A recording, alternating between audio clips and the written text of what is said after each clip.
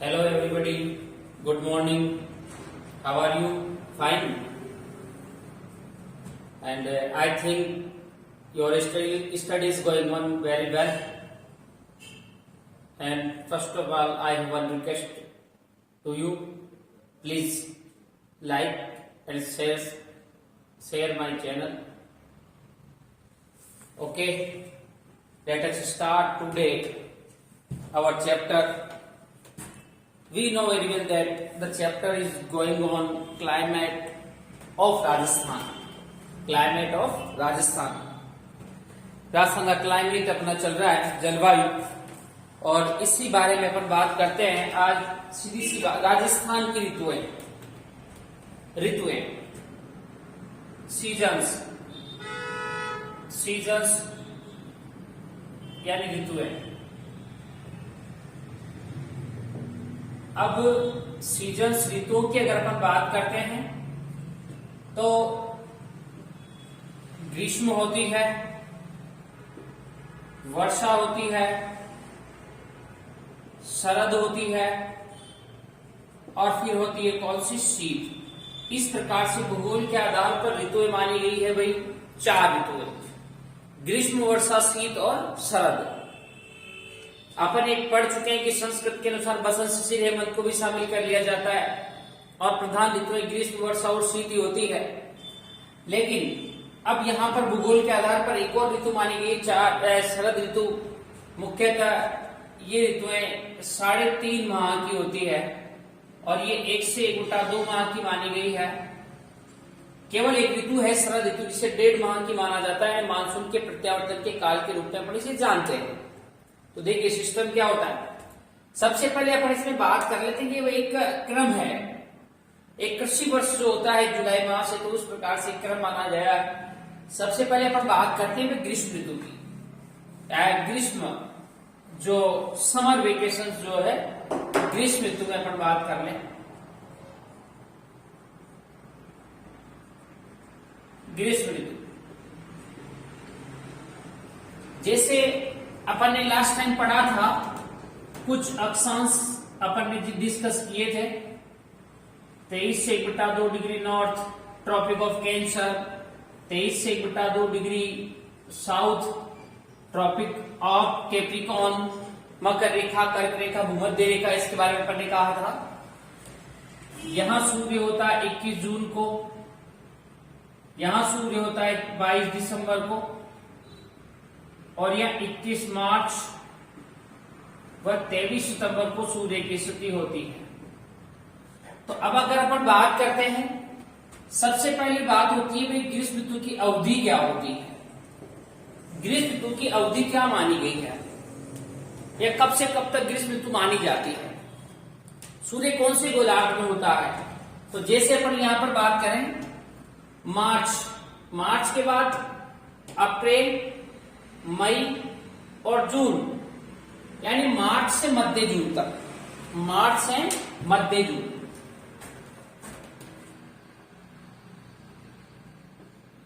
मार्च से मध्य जून तक ये जो है अवधि मानी जाती है। अब इस ऋतु में अगर बात करते हैं तो सूर्य की स्थिति कौन से गोलार्ध में होती है? 0 डिग्री के ऊपर आपका आएगा उत्तरी गोलार्ध। तो सूर्य की स्थिति होती है कौन से गोलार्ध में? उत्तरी गोलार्ध। सूर्य की गति, अब सूर्य की गति अपन 2 प्रकार से ध्यान रखेंगे, या तो सूर्य उत्तरायण जाने वाला है, या सूर्य कैसे आने वाला है? दक्षिणायन, उत्तरायण या दक्षिणायन। तो अपन जानते हैं 23 दिसंबर से सूर्य 21 जून तक उत्तरायण जाता है। तो यानी इस ऋतु में सूर्य भूमध्य रेखा से कर्क रेखा की ओर जा रहा है, यानी सूर्य की गति हो गई भाई उत्तरायण हो जाती है, उत्तरायण में गमन करता है। अब यहां पर जो है उत्तरी गोलार्ध में पहुंचने पर यहां का टेम्परेचर कैसा हो जाता है? हाई। अब हाई टेम्परेचर होते ही यहां पर निर्मित होता है कैसा प्रेशर? लो प्रेशर बन जाता है। और इस समय यहां पर लो टेम्परेचर होता है और उत्तरी गोलार्ध में बनता है हाई, दक्षिणी गोलार्ध में हाई प्रेशर निर्मित होता है। यानी कि दक्षिणी गोलार्ध की स्थिति होती है मार्च से जून माह तक। तो यानी इस ऋतु में अगर अपन कहें तो हवाएं हाई प्रेशर से लो प्रेशर की ओर चलती है, यानी कैसे गई, दक्षिण से उत्तर की ओर। तो हवाओं की दिशा अगर मैं बात करूं तो हवाओं की दिशा हो जाती है भाई, कैसी हो जाती है, दक्षिण से उत्तर की ओर हवाएं चलती है। ठीक है।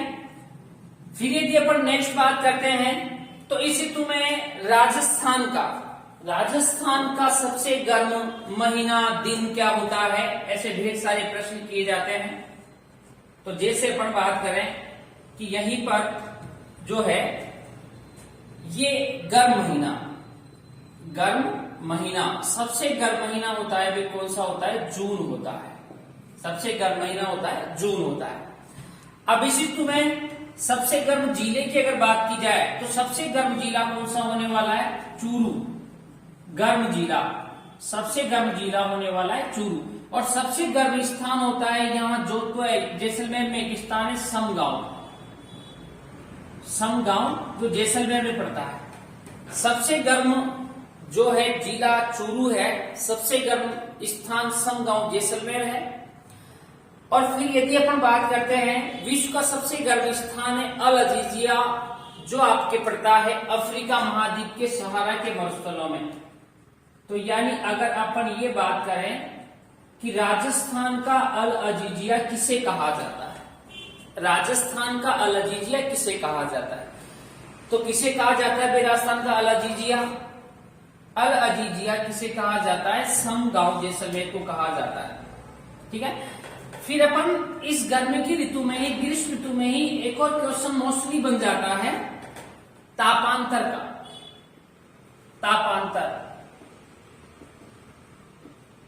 तापांतर मतलब एक दिन या वर्ष के अवधि में इसे दो प्रकार से अपन निकाल सकते हैं। एक तो निकाला जाता है भाई दैनिक, एक निकाला जाता है भाई वार्षिक।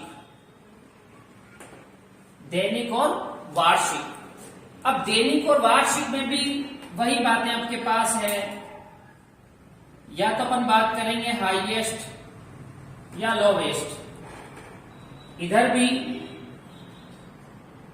हाईएस्ट और लोवेस्ट। यानी अपना क्वेश्चन कितने प्रकार से बना कि तापांतर, जो तापमान में अंतर आता है उसे अपन क्या कहते हैं, तापांतर कहते हैं। तो तापांतर के आधार पर सर्वाधिक दैनिक तापांतर वाला जिला पूछा जाता है, न्यूनतम दैनिक तापांतर वाला जिला पूछा जाता है, सर्वाधिक वार्षिक तापांतर वाला जिला पूछा जाता है, न्यूनतम वार्षिक तापांतर वाला जिला पूछा जाता है। तो यही अपन देखते हैं कि तापांतर के आधार पर सर्वाधिक दैनिक तापांतर वाला जिला होगा भाई जैसलमेर।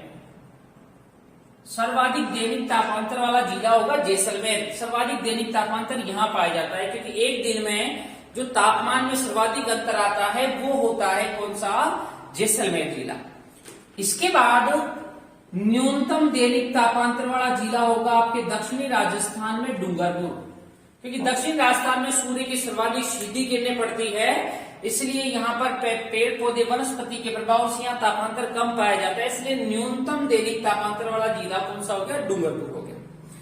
फिर अपन देखें कि वार्षिक तापांतर सर्वाधिक कहाँ पाया जाता है भाई, चूरू, क्योंकि जो गर्मियों में सबसे गर्म जिला हो रहा है वही सर्दियों में सबसे ठंडा जिला भी होने वाला है, इसलिए एक वर्ष में जो तापमान में सर्वाधिक डिफरेंस देखने को मिलता है उसे अपन कहते हैं चूरू जिले में। तो इसलिए सर्वाधिक वार्षिक तापांतर वाला जिला चूरू है और न्यूनतम वार्षिक तापांतर वाला जिला भी कौन सा होगा भाई, डूंगरपुर, जो कि सर्वाधिक न्यूनतम दैनिक तापांतर और न्यूनतम वार्षिक तापांतर दोनों ही जगह पर कौन सा आ गया भाई, डूंगरपुर आ गया। केवल वार्षिक दैनिक कहा जाए, वार्षिक सर्वाधिक तापांतर कहा जाए तो चूरू है, और दैनिक सर्वाधिक तापांतर कहा जाए तो क्या होगा, जैसलमेर होने वाला है। इसी प्रकार से अपन यहाँ पर देखें कि जो आपके पास दिन हैं, दिनों में अगर अपन कटिबंधीय आधार पर सबसे गर्म दिन माने कि ये जो आपको जैसे जानते हो कि सूर्य कर्क रेखा पर 23 से 1/2 डिग्री नॉर्थ पर कब होता है भाई? 21 जून को होता है। कितनी जून को होता है? 21 जून। और 21 जून कर्क रेखा राजस्थान से गुजरती है, इसलिए अगर राजस्थान के लिए अपन बात करें कि सबसे बड़ा दिन और सबसे बड़ा दिन होता है, दिन की अवधि जब बड़ी हो जाती है तो रात सुबह ही क्या होती रहेगी? सबसे छोटी रात। अब इसी के साथ ही सूर्य की सर्वाधिक सीधी किरणें किस दिन गिरती है? 21 जून को गिरती है। और सबसे गर्म दिन कटिबंधीय आधार पर भाई कब माना जाता है? 21 जून को माना जाता है। कौन सा माना जाता है? 21 जून को। ठीक है, देखिए मार्च से मध्य जून तक अवधि हो जाती है। सूर्य की स्थिति उत्तरी गोलार्ध में होती है। सूर्य की गति जो होती है उत्तरायण होती है। हवाओं की दिशा दक्षिण से उत्तर की ओर, क्योंकि उत्तरी गोलार्ध में इस समय न्यूनतम लो प्रेशर निर्मित होता है। गर्म महीना जून है। और फिर अपन कहें कि जो है सबसे गर्म जिला चूरू है, सबसे गर्म स्थान संग गांव जैसलमेर का है। तापांतर के आधार पर आपको याद रखना है। ठीक है, और 21 जून सबसे बड़ा दिन होता है। इसी के बाद अगर अपन गर्मी के बारे में, ग्रीष्म जो आपका समर वेकेशन है, ग्रीष्म ऋतु जो है, उसमें यहाँ पर कुछ अपन को भौगोलिक दशाएं देखने को मिलती है। भौगोलिक दशाएं या वायुमंडलीय दशाएं देखने को मिलती है। जैसे यहाँ पर एक तो चलती है लू। क्या चलती है भाई? लू। तो लू से अगर अपन बात करें कि लू क्या है? एक गर्म हवा है, गर्म पवन। और मुख्यतः ये चलती है थार का मरुस्थल। और थार का मरुस्थल राजस्थान में कौन से एरिया में? पश्चिमी राजस्थान में। तो पश्चिमी राजस्थान में चलने वाली गर्म और शुष्क हवा को किस नाम से जाना जाता है? लू के नाम से जाना जाता है। इसलिए लू जहां चलती है वहां स्थान विशेष के तापमान को बढ़ा देती है। लू का प्रभाव पूरी राजस्थान के क्षेत्रों में झालावाड़, उदयपुर है, यहाँ न्यूनतम लू दिखाई देती है या न्यूनतम लू का प्रभाव पड़ता है। क्योंकि होता क्या है कि ये सर्वाधिक आर्द्र जिले हैं राजस्थान के। झालावाड़, बांसवाड़ा, या वनस्पति पेड़ पौधे अच्छे हैं, वर्षा अच्छी होती है। उसके बाद सर्वाधिक लू आपकी जैसलमेर, बाड़मेर, बीकानेर, चूरू जिलों में देखने को मिलती है। इसी के बाद ही अपन बात करते हैं आंधियां। अब आंधियां क्या होती है भाई? आंधियां क्या होती है? तो गर्मियों में चलने वाली धूल भरी हवाएं या धीमी पवनें, जिन्हें अपन क्या कहते हैं? आंधियां कहते हैं। गर्मी में चलने वाली धूल भरी हवाओं को क्या कहा जाता है? आंधियां कहा जाता है। अब आंधियां जो है, आंधियां सर्वाधिक कहां चलती है? आपके गंगानगर, हनुमानगढ़ में सर्वाधिक आंधियां चलती है। सर्वाधिक यानी उत्तरी राजस्थान के क्षेत्रों में। और न्यूनतम आंधियों की बात करें तो कहां चलेगी? झालावाड़, बांसवाड़ा में न्यूनतम आंधियां चलती है। और ये आपका हो गया न्यूनतम। इसके बाद अगर मैं बात करूंगा तो यहीं पर एक और भौगोलिक या वायुमंडलीय दशा अपन को देखने को मिलती है, बबूल्या क्या होता है? किसी निश्चित छोटे स्थान पर उत्पन्न वायु भंवर या छोटा चक्रवात जो होता है, वायु भंवर को क्या कहा जाता है भाई? बबूल्या भी कौन से राजस्थान में ज्यादा आता है? पश्चिमी राजस्थान में ज्यादा आता है, क्योंकि वहां पर वायुदाब में या तापमान में काफी डिफरेंशिएशन, अंतर देखने को आपको मिलता है। इसके बाद अपन बोले कि तूफान गर्मियों में चलने वाली तीव्र हवा जो कूड़ा करकट आदि पदार्थों या वस्तुओं को अपने साथ उड़ा ले जाता है, जिससे अपार जनधन की हानि होती है, उसे अपन क्या कहते हैं भाई? बबूल्या कहा जाता है। क्या कहा जाता है? बबूल्या, तूफान कहा, वज्र तूफान या तूफान कहा जाता है। अब सर्वाधिक हानिकारक प्रभाव इसका पड़ता है भाई जयपुर कोटा।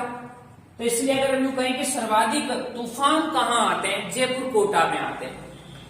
न्यूनतम तूफान कहाँ आते हैं भाई, जैसलमेर। जैसलमेर बीकानेर में न्यूनतम तूफान देखे जाते हैं, क्योंकि वहां जनधन की हानि कम होती है। इसी के बाद कभी कभी क्या होता है कि एक चीज से मौसमी क्वेश्चन बन जाता है, जिसे अपन बात करते हैं चक्रवात, जो कहलाता है साइक्लोन।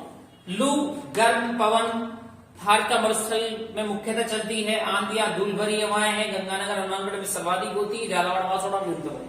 बबूलिया किसी निश्चित छोटे स्थान पर उत्पन्न वायु हो रहे चक्रवात को बबूलिया कहते हैं। तीव्र हवा, कूड़ा करकट आदि पदार्थों को अपने साथ, जिससे जनधन की हानि होती है। नेगेटिव इफेक्ट ज्यादा पड़ते हैं, सर्वाधिक जयपुर कोटा, न्यूनतम जैसलमेर बीकानेर। इसी के बाद गर्मियों में क्या होता है, चक्रवात आ जाते हैं, कभी कभी साइक्लोन आ जाते हैं। जैसे राजस्थान में ऐसा देखने को नहीं मिलता, फिर भी अपन बात करते हैं चक्रवात। देखो, एक तो चीज होती है चक्रवात और एक होता है प्रति चक्रवात। प्रति चक्रवात, प्रति चक्रवात या अपन यूं कहें साइक्लोन, या फिर कहा जाए एंटी साइक्लोन। क्या कहा जाए भाई, एंटी साइक्लोन। चक्रवात और प्रति चक्रवात। तो इसमें अब चक्रवात क्या होता है, किसी निश्चित स्थान, ये केंद्र है और इसके आसपास का एरिया है।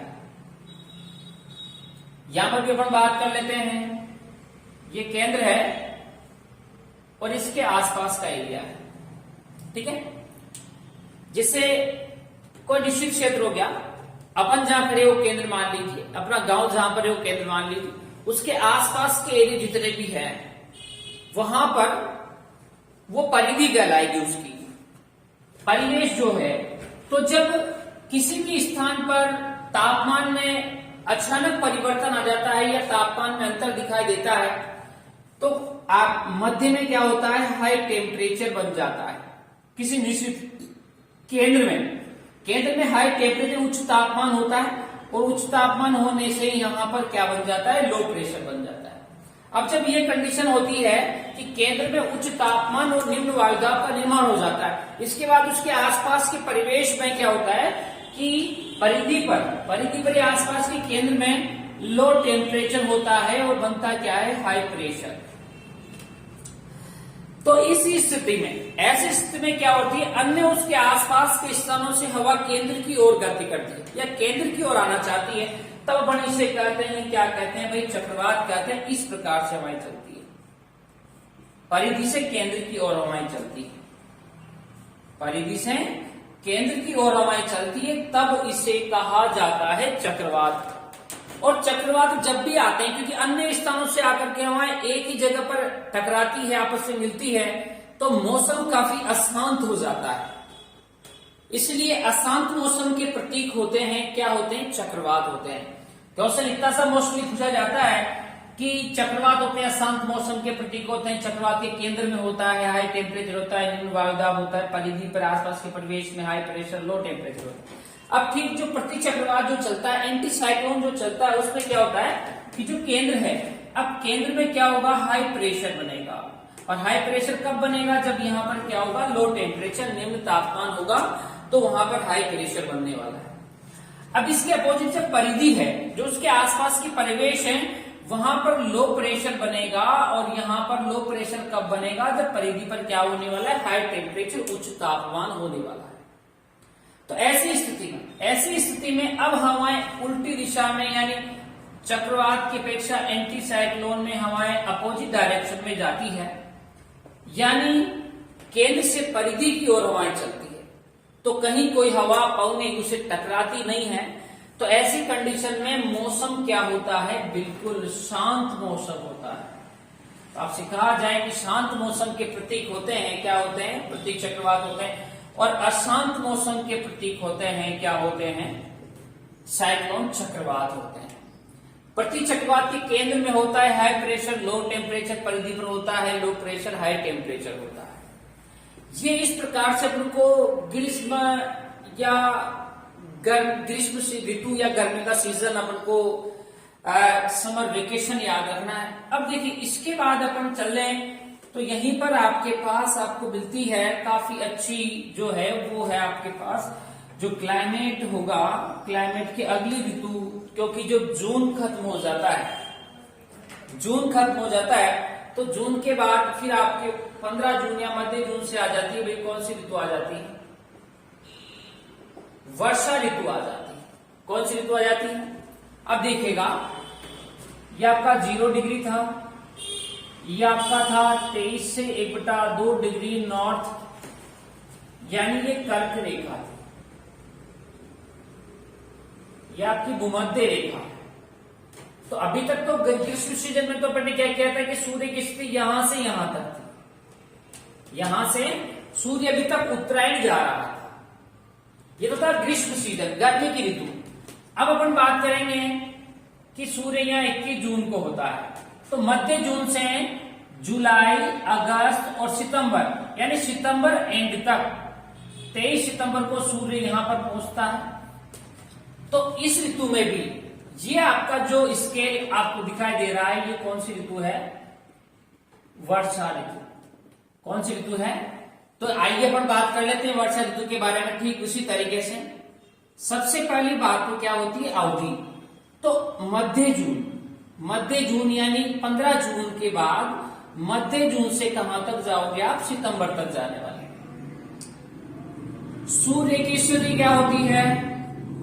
सूर्य की स्थिति, अब सूर्य कर्क यानी भूमध्य के बीच में, तो अपन यूं कहते हैं कि कौन से गोलार्ध में जा रहा है? उत्तरी गोलार्ध में, उत्तरी गोलार्ध। अब उत्तरी गोलार्ध में सूर्य की दिशा, सूर्य की दिशा क्या होती है भाई? तो देखो अब गर्मी के सीजन में तो ग्रीष्म ऋतु में तो क्या होता है? उत्तरायण जाता है, लेकिन 22 जून से सूर्य क्या होता है? दक्षिणायन। तो अपन यूं कहते हैं कि सूर्य की गति हो जाती है भाई दक्षिणायन। अब यहीं पर भी हवाएं, अब चूंकि सूर्य कौन से गोलार्ध में है? उत्तरी गोलार्ध में, तो उत्तरी गोलार्ध में भी यहां पर कैसा टेम्परेचर बन रहा है? हाई टेम्परेचर, प्रेशर कैसा बन रहा है? लो प्रेशर, तो निम्न वायुदाब भी बन रहा है। तो हवाएं किसी चलेगी? दक्षिण से उत्तर की ओर, दक्षिण से उत्तर की ओर। यह सर्वाधिक वर्षा होती है, सर्वाधिक वर्षा, सर्वाधिक वर्षा होती है कौन से माह में होती है भाई? जुलाई माह में। जुलाई माह सर्वाधिक वर्षा वाला महीना माना जाता है। अब इसके लिए अपन को एक शब्द को समझना है, मानसून। इसे समझना है भाई, मानसून को समझना है, ठीक है। तो अपन यहां पर चलते हैं और वर्षा ऋतु के बारे में और फैक्ट अपन जाने, उससे पहले थोड़ा सा डिस्कशन कर लेते हैं अपन किसके बारे में। ये पॉइंट ध्यान रखना अपन क्लियर करने वाले।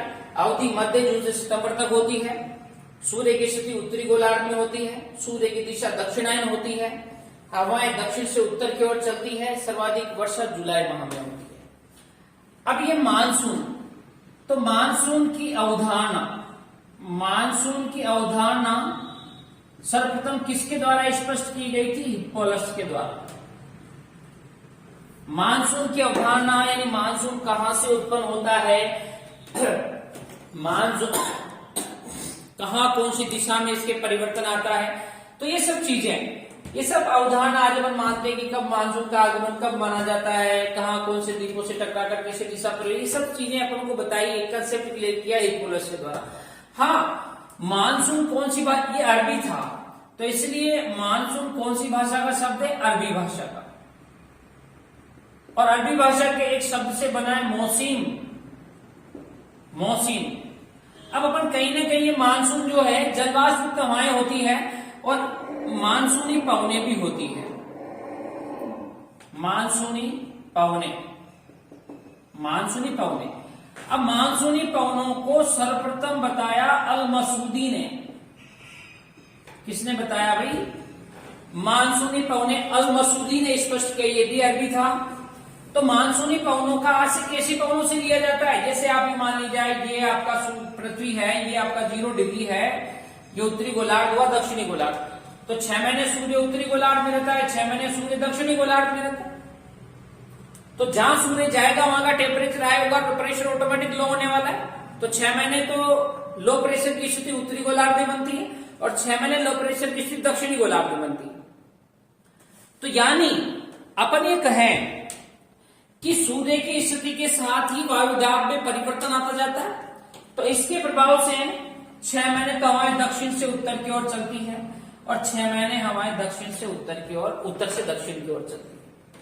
तो इस प्रकार से सूर्य की स्थिति के अनुसार हवाओं की दिशा में सामयिक परिवर्तन आने वाली पवनों को मानसूनी पवनें कहा जाता है और इसे ही कहा जाता है दक्षिणी दोलन। क्या कहा जाता है भाई? दक्षिणी दोलन। यानी अपन यूं कहें कि अल-मसूदी ने क्या कहा मानसूनी पवनों के बारे में कि वह जलवाष्प उत्तरवाएं जो 6 महीने उत्तर से दक्षिण और 6 महीने दक्षिण से उत्तर की ओर चलती, यानी स्थल से जल की ओर, जल से स्थल की ओर चलती है, उन्हें मानसूनी पवनें कहा जाता है। अब मानसून की अवधारणा या मानसून का कंसेप्ट इन्होंने कैसे क्लियर किया, क्या बताना चाह रहे हैं आपको आगे, ये अपन भी डिस्कस कर लेते हैं। तो देखिए क्या कह रहे हैं कि मानसून कहां से बनता है, कैसे बनता है, मानसून की उत्पत्ति कैसे होती है, इसके बारे में पर चर्चा करेंगे।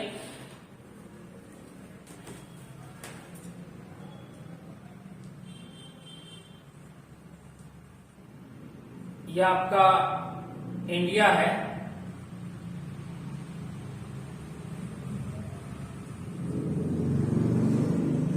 यह आपका इंडिया, और इंडिया के बाद अपन बात करेंगे तो यहीं पर आपका श्रीलंका है, यहीं पर हिंद महासागर में द्वीप हैं जो अर्धचंद्राकार आकृति में फैले हुए हैं, जिन्हें अपन कहते हैं अंडमान निकोबार। अंडमान निकोबार ये बंगाली खाड़ी के द्वीप समूह हैं जो आप आगे पढ़ोगे। भारतीय इंडियन ज्योग्राफी के अंतर्गत अपन की स्टडी करेंगे। कुल 572 द्वीप है जो गोंडवाना के अवशेष कहलाते हैं। अब देखो अपन ने क्या कहा कि यहां पर क्या होता है कि ऐसे ये 23 से 1/2 डिग्री नॉर्थ है, जिसे अपन कहते हैं कौन सी रेखा कहते हैं भाई? आर्कटिक रेखा।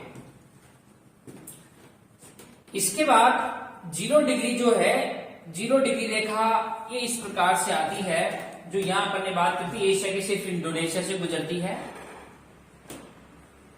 ये भूमध्य रेखा है। और अंतिम अगर मैं बात करूं तो यहां पर ये 23 से 1/2 डिग्री साउथ है। कौन सी रेखा हो गई भाई? मकर रेखा। कौन सी रेखा हो जाती है? मकर रेखा। तो देखिए हिप्पोलस ने कहा कि जो सूर्य है नवंबर दिसंबर माह, यानी सूर्य यहां पर कितनी तारीख को होता है भाई? 22 दिसंबर को। यानी नवंबर दिसंबर माह में सूर्य मकर रेखा पर लंबवत चमकता है। और ये कौन से महासागर? हिंद महासागर से गुजरती है। कौन सी रेखा? मकर रेखा। तो हिंद महासागरीय जल पर नवंबर दिसंबर माह में, और एग्जैक्ट इन्होंने बताया कि यहां पर एक द्वीप है जो हिंद महासागर में स्थित है, जिसका नाम है मेडागास्कर।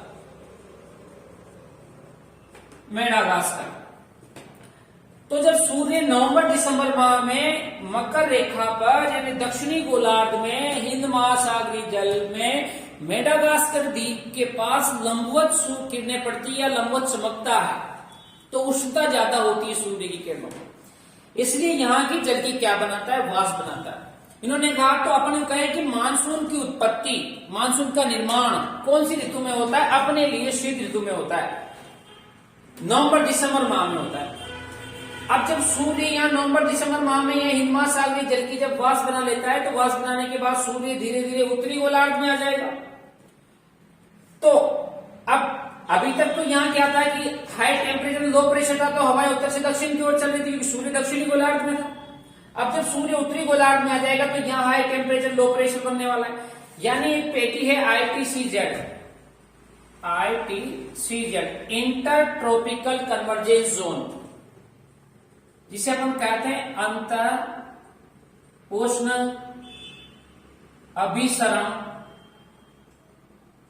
क्षेत्र, यानी ये वह एरिया है, यह वह एरिया जो निम्नतम वायुदाब और उच्च तापमान वाला एरिया है, जिसकी स्थिति सूर्य के साथ ही बदलती रहती है। तो होता क्या है कि यह आपके पास जून माह में, जून जुलाई माह में यह आयतक्षेत्र कर्क रेखा पर होता है, और कर्क रेखा पे होने से यहां पर आपका मरुस्थल है थार का मरुस्थल। तो थार के मरुस्थल में निम्न वायुदाब का निर्माण होता है। अब निम्न वायुदाब का निर्माण होने से क्या होता है, दक्षिणी गोलार्ध की जो जलवाष्प तवाएं मानसूनी जो पवने उत्तरी गोलार्ध की तरफ आकर्षित होती है। तो आता कैसे यहाँ पे, अब ये प्रारंभ में तो यहां से उत्पन्न होने के बाद ये पवने इधर गति करती है, यानी दक्षिणी गोलार्ध में इनकी दिशा होती है दक्षिण पूर्व से उत्तर और पश्चिम होती है, पश्चिम उत्तर, यानी उत्तर पश्चिम होती है। अब जैसे ही ये जो पवने हैं जलवाष्प पवने भूमध्य रेखा को पार करती है तो अपनी मूल दिशा से विक्षेपित हो जाती है, इसलिए अब इनकी दिशा हो जाती है भाई क्या, इस प्रकार से हो जाती है। यानी अपन यूं कहें कि अब उत्तरी गोलार्ध में जब ये आती है तो इनकी दिशा दक्षिण और ये पूर्व, ये उत्तर और ये पश्चिम, तो दक्षिण पूर्व से आगमन होता है, इसलिए अपन इसे कहते हैं दक्षिण पूर्वी मानसून, क्या कहा जाता है।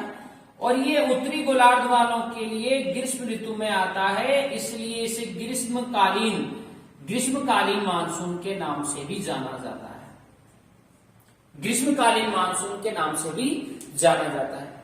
अब यहां पर जब ये आते हैं तो सर्वप्रथम यहां पर 25 मई को इनके द्वारा वर्षा होती है अंडमान निकोबार द्वीप समूह में। तो अगर आपसे ये कहा जाए कि भारत में दक्षिण पश्चिम मानसून ग्रीष्मकालीन मानसून से सबसे पहले वर्षा कहां होती है, अंडमान निकोबार द्वीप समूह में होती है, जो कब होती है, 25 मई को संभवतः हो जाती है। अब होता क्या है कि आपके दक्षिण अमेरिका के पेरू या हम्बोल्ट की धारा पर अल्निनो लानिनो नाम से महासागरीय धाराएं चलती है, जो भी मानसून तंत्र को प्रभावित करती है। तो अल्निनो लानिनो के प्रभाव से कभी कभी क्या होता है, मानसून देरी से आता है, कभी कभी मानसून से जल्दी आ जाता है। तो लेकिन एवरेज रूप से 25 मई को यहाँ पर मानसून का आगमन हो जाता है। अब जैसे ही मानसून यहाँ वर्षा करता हुआ थोड़ा आगे बढ़ता है तो यहाँ इसे मिलता है प्रायद्वीपीय भारत। क्या मिलता है भाई, प्रायद्वीपीय भारत। अब प्रायद्वीपीय भारत से टकरा करके इसकी दो शाखाएं हो जाती है, एक तो इधर प्रवेश करती है, गुजरती है अरब सागर से, इसलिए अपन इसे कहते हैं अरब सागरीय मानसूनी शाखा। अब अरब सागरीय मानसूनी शाखा यहां पर केरल के तटों से टकरा करके 1 जून को तेज गर्जना के साथ वर्षा करता है, घनघोर वर्षा करता है, इसे मानसून विस्फोट मानसून का आगमन कहते हैं। इधर ये कुछ मानसूनी पवने हैं या जो कुछ पवने विक्षेपित होकर के आगे बढ़ती है और यहाँ पर इधर आकर के ये पूर्वी भारत में, यहाँ पर भारत और म्यांमार के बीच एक पर्वत सीमा बनाता है जिसे अपन कहते हैं अराकान योमा पर्वत, जो भारत म्यांमार के बीच है। यहां से टकराने के बाद ये भी 2 भागों में बढ़ जाता है। एक शाखा तो म्यांमार में वर्षा करती है और एक शाखा इधर आपके यहां पर है बंगाल